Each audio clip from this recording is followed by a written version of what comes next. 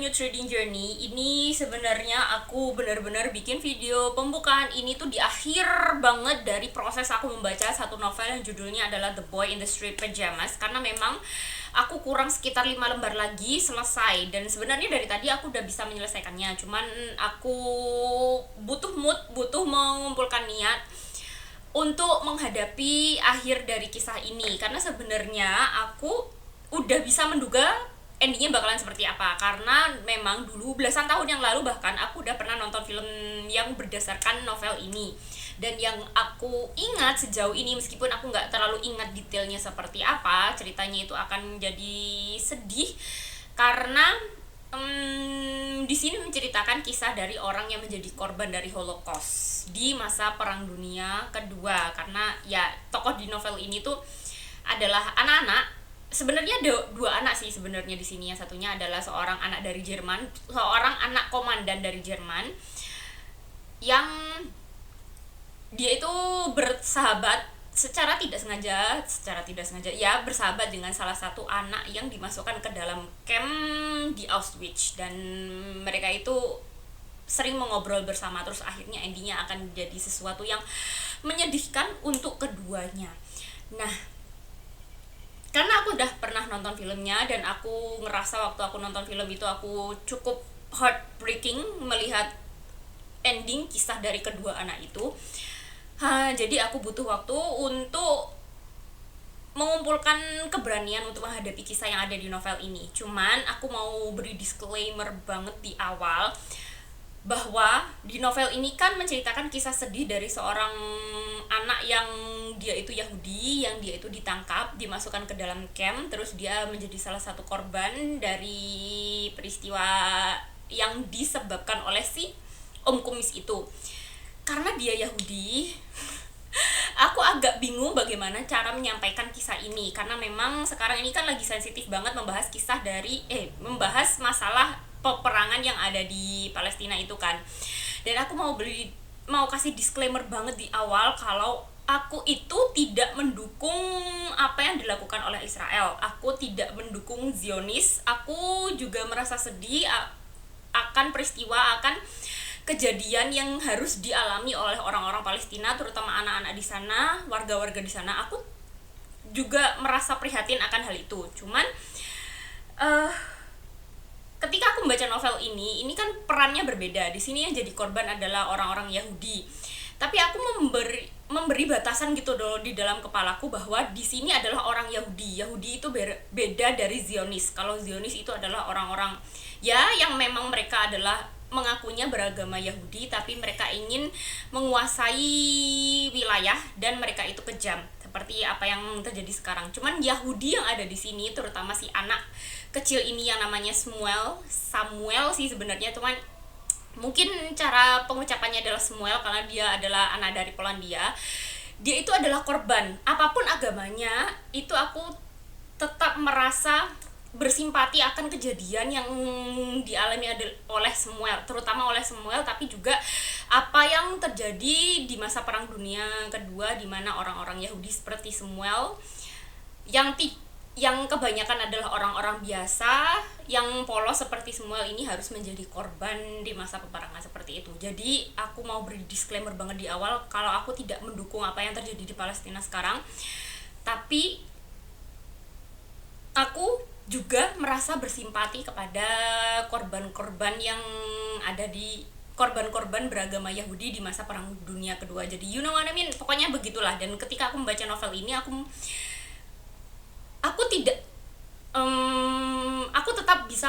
tetap merasa bersimpati kepada orang-orang Yahudi di sini. Terus juga aku ketika aku membaca ini, aku lebih berfokusnya ke dalam ceritanya aja, kepada rasa empati, kepada rasa kasihan, rasa sedih, rasa prihatin yang bisa aku rasakan di dalam novel ini. Aku mengesampingkan agama apapun itu. Pokoknya aku hanya mengambil kisahnya aja, mengambil kisah yang terjadi di dalam novel ini. You know what I mean, like aku cuma mau belajar untuk berempati, begitu aja. Jadi di awal aku benar-benar beri disclaimer bahwa aku tidak mendukung Zionis sama sekali. Aku cuma ingin membaca novel ini karena aku ingin bersimpati kepada kekejaman yang terjadi di masa Perang Dunia Kedua, juga kepada kekejaman yang terjadi di masa sekarang. Jadi seperti itu aja ya. Untuk novel ini sendiri, berdasarkan apa yang sudah aku bilang sebelumnya, ini menceritakan kisah dari salah satu orang anak yang dimasukkan ke dalam camp di Auschwitz, di mana di dalam camp tersebut yaitu menggunakan seragam yang seperti piyama bergaris. Makanya judulnya adalah The Boy in Striped Pajamas, dan itu berdasarkan apa yang aku ingat berdasarkan film yang pernah aku tonton belasan tahun yang lalu. Dan sebenarnya pun aku tidak terlalu ingat secara detail film itu isinya seperti apa.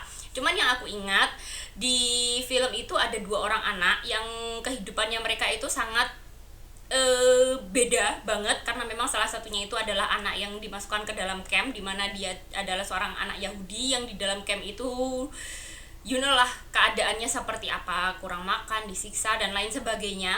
Nah, sedangkan anak satunya lagi itu adalah seorang anak dari komandan yang mengawasi camp tersebut. Jadi si anak satunya lagi yang namanya Bruno ini adalah seorang anak dari komandan. Dia itu anak yang hidup berkecukupan, hidup nyaman, karena dia adalah anak komandan yang dekat dengan si pemimpin atau si om kumis itu. Nah, pada suatu hari si Bruno ini dia itu kayak menjelajah, dan dia itu penasaran sama apa sih yang sebenarnya terjadi di dalam benteng atau di dalam pagar itu, karena memang dia itu nggak tahu apa-apa gitu kan, dia masih umur 9 tahun dan masih polos. Nah, secara tidak sengaja dia bertemu dengan si anak ini yang masuk ke dalam camp yang namanya adalah Samuel. Nah, pertemuan itulah yang membuat mereka itu menjadi bersahabat, meskipun mereka itu harus berkomunikasi atau ngobrol itu dibatasi sama pagar besi berduri. Mereka itu setiap hari ngobrol dan menjadi sahabat yang cukup dekat, yang dekat karena memang setiap hari mereka itu ngobrol gitu loh. Dan itu adalah persahabatan yang unik karena mereka tidak bisa bermain bersama. Apa yang mereka lakukan itu hanya ngobrol.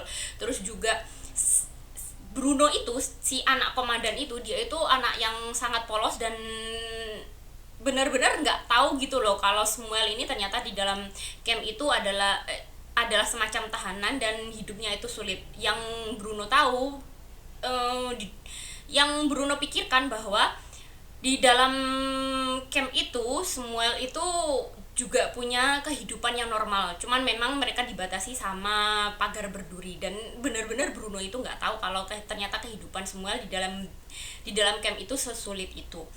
Nah, yang aku ingat itu ada beberapa scene yang benar-benar aku ingat di dalam kepalaku. Itu adalah ketika mereka ngobrol, terus juga ketika Bruno ini membawakan makanan-makanan dari rumahnya terus diberikan kepada Samuel yang diselipkan melalui pagar berduri itu. Terus kemudian juga ada kejadian di mana orang-orang yang ada di dalam camp itu dimasukkan ke dalam satu ruangan besar, terus mereka itu kayak diracun dengan gas, you know what I mean? Racun gas atau dengan udara yang sangat panas kalau nggak salah. Dan itu benar-benar terjadi di camp konsentrasi di Auschwitz, dan ini memang settingnya adalah di Auschwitz. Karena aku nggak terlalu ingat detailnya seperti apa filmnya. Terus juga yang lebih aku ingat adalah kisah sedih dari si anak yang berbaju berpiyama yang ada di dalam camp itu. Jadi aku pikir POV-nya itu diambil dari anak ini, tapi ternyata setelah aku baca novel ini, POV-nya itu lebih diambil dari Bruno. Dan ini malah menceritakan banyak kisah dari kehidupannya Bruno. Dan untuk pertemuannya dengan Samuel itu nggak terlalu banyak gitu. Mereka itu baru ketemu kayaknya hampir di pertengahan ke belakang. Jadi memang novel ini lebih banyak menceritakan POV-nya dari Bruno, bagaimana kehidupannya Bruno itu sebelum pindah ke Auschwitz, bagaimana hubungannya dengan ayahnya, terutama sebagai komandan dari itu. Terus juga bagaimana pertemuannya dengan Samuel, bagaimana pendapatnya tentang Samuel itu terlihat sangat kurus, sangat kotor. Terus dia itu bagaimana polosnya dia yang tidak tahu apa-apa tentang kehidupan yang ada di dalam camp itu, yang beranggapan bahwa kehidupan yang di dalam camp itu sama seperti kehidupannya dia, cuman bedanya hanya dibatasi oleh pagar berduri itu aja. Dan itu benar-benar kepolosan yang apa ya, yang digambarkan dari seorang anak kecil berumur 9 tahun di masa itu yang benar-benar nggak tahu kalau ternyata dunia ini sedang berperang, kalau ternyata negaranya atau ayahnya terutama itu adalah seorang pendukung dari seorang pemimpin yang kejam seperti si Om Kumis itu. Dia itu benar-benar polos dan nggak tahu apa-apa, nggak tahu bahwa Samuel ini hidupnya itu benar-benar terancam di dalam camp tersebut. Kalau aku bandingkan dengan filmnya sendiri, sebenarnya meskipun aku nggak terlalu ingat detailnya filmnya itu seperti apa, cuman yang aku rasakan adalah di dalam film itu penggambaran kisah sedih, kisah dramatis yang dialami oleh orang-orang yang dimasukkan ke dalam camp di Auschwitz itu, camp konsentrasi di Auschwitz itu lebih detail, lebih terasa, lebih nyata gitu loh. Lebih tergambarkan bahwa kehidupan di sana itu benar-benar mencekam, bahwa di sana itu mereka benar-benar ditekan, bahwa kehidupan mereka itu benar-benar terancam, bahwa bisa saja tiba-tiba mereka itu disiksa sampai lewat, atau tiba-tiba di suatu hari mereka itu diracun atau bagaimana. Pokoknya benar-benar terasa banget bahwa kehidupan di dalam camp tersebut untuk orang-orang di sana termasuk Samuel itu benar-benar sangat apa ya, menegangkan, menyedihkan, benar-benar membuat aku itu jadi kayak apa ya, ya sedih, ya ya ikut merasa takut gitu loh kalau orang-orang di sana itu bakalan dihabisi secara membabi buta oleh orang-orang bawahannya dari Om Kumis itu. Dan sedangkan untuk di dalam novel ini sendiri, karena POV-nya itu diambil dari Bruno ini kan anak dari seorang kapten bawahannya Om Kumis. Kehidupannya Bruno itu cukup nyaman karena dia itu hidup enak, hidup berkecukupan, meskipun memang di sini ada beberapa scene, beberapa waktu di mana dia itu bertemu dengan kayak semacam pelayan-pelayan yang ternyata pelayan-pelayan itu diambil dari camp itu. Pokoknya dari orang-orang Yahudi itu, ternyata mereka itu dipaksa untuk melayani keluarganya Bruno. Dan itu benar-benar apa ya, benar-benar menyedihkan gitu loh, karena ternyata ada satu pelayan yang dipaksa untuk menjadi pelayan keluarganya Bruno. Dulunya itu adalah seorang dokter, tapi karena dia adalah orang Polandia, terus dia itu juga adalah orang Yahudi, maka mau nggak mau dia harus masuk ke camp. Terus ketika dimasukkan ke camp itu ternyata dia diberi tugas tambahan untuk melayani keluarga Bruno. Dan pada suatu hari ketika si pelayan ini melakukan kesalahan karena dia itu benar-benar tidak cukup makan, jadi tidak bisa berkonsentrasi, tidak bisa melakukan kegiatan, tidak bisa melayani dengan benar, pada akhirnya dia itu disiksa. Dan setelah penyiksaan yang dilihat oleh Bruno di dalam rumahnya kepada si pelayan ini yang dia tahu dulunya adalah seorang mantan dokter, setelah kejadian itu si pelayan ini tidak pernah datang kembali ke rumahnya. Dan itu meskipun ya POV-nya diambil dari Bruno, meskipun Bruno ini beberapa kali melihat penyiksaan yang dilakukan oleh para para tentara itu kepada orang-orang tertentu, terutama orang-orang yang berpakaian bergaris-garis itu, tapi untuk rasa tegangnya itu nggak terlalu terasa gitu loh, karena memang di sini kan menggambarkan perasaan dari Bruno, POV dan perasaan dari Bruno, yang Bruno ini benar-benar ya saat kejadian itu takut, tapi dia itu masih polos, jadi dia itu nggak tahu kalau itu ternyata benar-benar disiksa sampai lewat, dan kenapa si orang ini disiksa sampai lewat. Termasuk juga ketika Bruno ini berkomunikasi dengan Samuel, karena tiap hari kan mereka itu ngobrol gitu kan. Meskipun Samuel ini menggambarkan bahwa kehidupan di dalam camp ini seperti ini, bahwa ayahnya tiba-tiba hilang, bahwa dia tidak pernah makan coklat sebelumnya, bahwa dia itu harus masuk ke dalam satu ruangan yang berisi 11 orang, 11 keluarga atau 11 orang, aku juga lupa. Bruno ini beranggapan bahwa itu hal yang biasa, atau bahkan itu hanya kebohongan yang diucapkan oleh Samuel, karena dia tidak tahu bahwa ada kehidupan lain yang buruk, karena selama ini dia hidup terlalu nyaman, jadi dia benar-benar polos. Dan itulah yang membuat cerita di novel ini aku tidak terlalu merasa ketegangannya, karena memang ini menggambarkan kepolosan dari seorang Bruno, you know what I mean? kalau di film kan ada beberapa scene itu yang tidak ada Brunonya, dan itu benar-benar digambarkan bahwa kehidupan di dalam camp ini semenakutkan itu loh.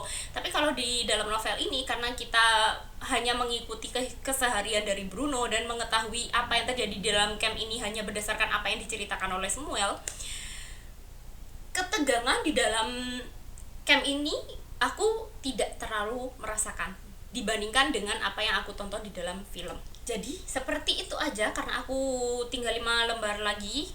Aku mau melanjutkan baca sambil ngopi dulu karena ini sebenarnya udah malam, dan setelah aku menyelesaikan bacaanku bakalan aku tambahin lagi reviewnya. Mungkin aku bakalan langsung bikin review akhirnya, karena aku rasa apa yang aku sampaikan tadi udah cukup banyak, tinggal bagian finishingnya doang. Jadi sekian reading updateku. Jadi ini udah jam 21.19. Ini kopiku. Sebenarnya udah tinggal setengah, nggak ada lagi setengah sih kayaknya. Terus aku mau melanjutkan baca ini. Ini aku kasih beberapa, cukup banyak sticky notes sih, karena aku mau mengingat beberapa detail yang ada di dalam novel ini. Terus setelah aku menyelesaikan novel ini, besok itu, mulai dari besok, karena aku yakin ini bakalan aku selesaikan sekarang, mulai dari besok itu aku bakalan fokus untuk membaca buku Aich dari Sujiwo Tejo yang judulnya Senandung Tali Jiwo. Ini sebenarnya aku udah coba baca beberapa halaman, cuman karena aku mau fokus ke buku ini aja, akhirnya aku hentikan. Terus setelah baca ini, enggak ding, sebenarnya selagi aku membaca novel ini, aku kan biasanya selingin sama buku yang aku pinjam dari Ipusnas. Cuman memang buku yang ini di Ipusnas gak ada. Terus selanjutnya kan aku mau baca yang ini, cuman ini pun juga gak ada. Akhirnya tadi itu aku memutuskan untuk mulai membaca novel yang ini aja, The Golden Compass, yang aku pinjam dari Ipusnas. Cuman mungkin kayaknya ini bakalan aku baca sebagai selingan ketika aku membaca novel ini. Jadi gitu aja sih. Oh ya, ini satu lagi buku yang aku pinjam dari Perpus Bung Karno. Ini tidak masuk dalam list TBR-ku. Cuman ini sebenarnya adalah buku yang aku udah cukup lama tertarik baca, karena ini menceritakan kisah persahabatan dari 2 orang anak yang mereka itu juga kehidupannya jauh berbeda, seperti yang The Boy in the Striped Pajamas itu kan juga 2 anak yang bersahabat tapi kehidupannya berbeda. Yang ini pun juga begitu, cuman ini menceritakan kisah dari seorang anak Belanda yang dia itu bersahabat dengan seorang anak pribumi yang ini, dan ini menceritakan kisah ketika masa Perang Dunia Kedua yang settingnya itu diambil di Indonesia. Ini kayaknya ditulisnya sama orang Belanda mungkin ya, aku juga belum terlalu tahu sih isinya seperti apa, cuman tertarik aja gitu karena menceritakan kisah persahabatan dari seorang pribumi dengan seorang anak Belanda yang di masa itu dianggap sebagai penjajah. Jadi mungkin nanti kalau ada waktu setelah aku selesai baca The Golden Compass, kalau masih ada waktu aku bakalan baca ini juga. Tapi pun kalau memang waktu pinjamku udah keburu habis, ini bakal aku pinjam lagi karena aku benar-benar tertarik banget untuk membaca ini. Toh ini juga bukan novel yang tebel, ini cuma berapa ya, ini tipis dan kecil banget gitu loh, kayaknya mungkin sehari sih bisa selesai sih harusnya. Cuman ini aku cari di Ipusnas juga nggak ada, jadi satu-satunya buku yang bakalan aku baca sebagai selingan karena aku bisa pinjem dari Ipusnas juga adalah yang ini doang. Jadi sekian aku.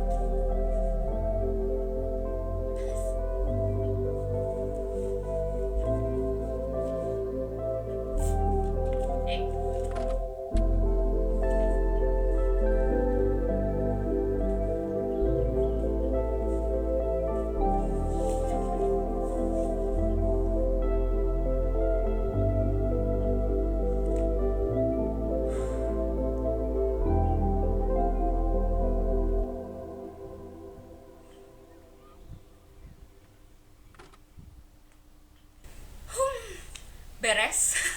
Nggak ada 10 menit, ya iyalah tinggal 5 halaman. Jadi untuk endingnya aku nggak bakalan beri spoiler yang lebih jauh lagi, karena berdasarkan apa yang aku sampaikan tadi, endingnya bakalan sedih untuk kedua belah pihak, yaitu Bruno dan Samuel. Dan kalau aku mau kasih satu clue, sebenarnya di sini ada satu kalimat yang diucapkan oleh Samuel yang isinya seperti ini. Ini apa yang diucapkan oleh Samuel kepada Bruno, karena Bruno kan dia itu nggak tahu apa-apa tentang kehidupan yang ada di dalam camp. Cuman kemudian ada percakapan tentang suatu kejadian di dalam camp itu yang berkaitan tentang baris berbaris. Pokoknya orang-orang di dalam camp itu ada saat-saat dimana orang-orang di sana itu dipilih untuk ikut dalam suatu barisan. Ini yang diucapkan Samuel. Aku tidak pernah bertemu lagi dengan orang-orang yang disuruh berbaris, tapi sepertinya sih tidak lama. Maksudnya waktu baris berbaris itu kemungkinan tidak lama, tapi Samuel ini tidak pernah lagi bertemu dengan orang yang dipilih untuk masuk ke dalam barisan tersebut. Jadi kalian bisa menduga apa yang terjadi kepada para tahanan, bukan tahanan sih, para orang-orang yang di sana yang diperintah, dipaksa untuk masuk ke dalam barisan.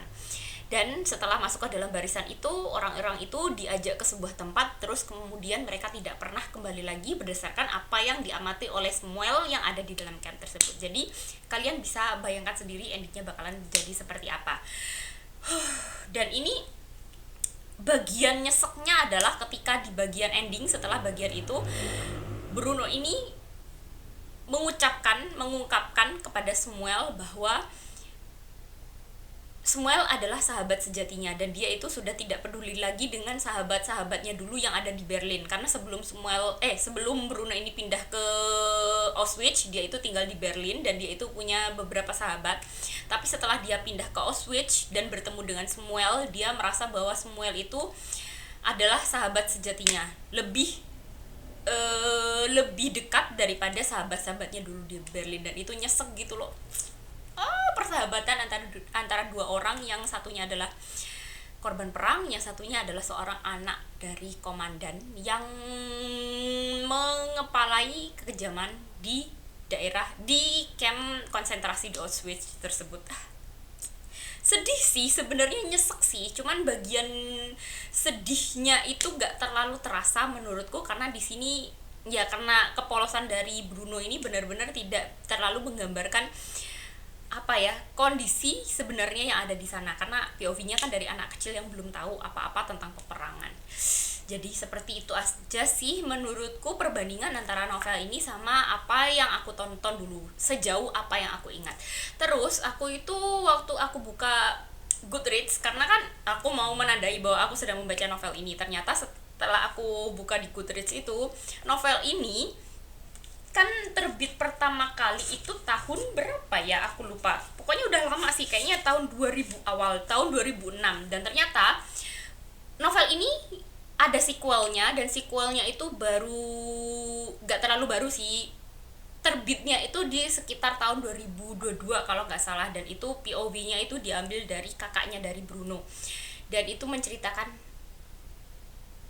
aku nggak terlalu yakin, pokoknya sepertinya menceritakan kisah dari kakaknya itu, apa yang kakaknya simpan selama masa peperangan itu, karena memang kakaknya itu udah dewasa dan dia itu sepertinya menyimpan banyak kenangan tentang masa peperangan itu ketika dia itu tinggal bersama keluarganya di Auschwitz. Jadi seperti itu aja sih review untuk novel The Boy in the Street Pajamas. Sekali lagi aku menjelaskan, sekali lagi aku tekankan bahwa aku tidak mendukung apa yang terjadi di Palestina sekarang.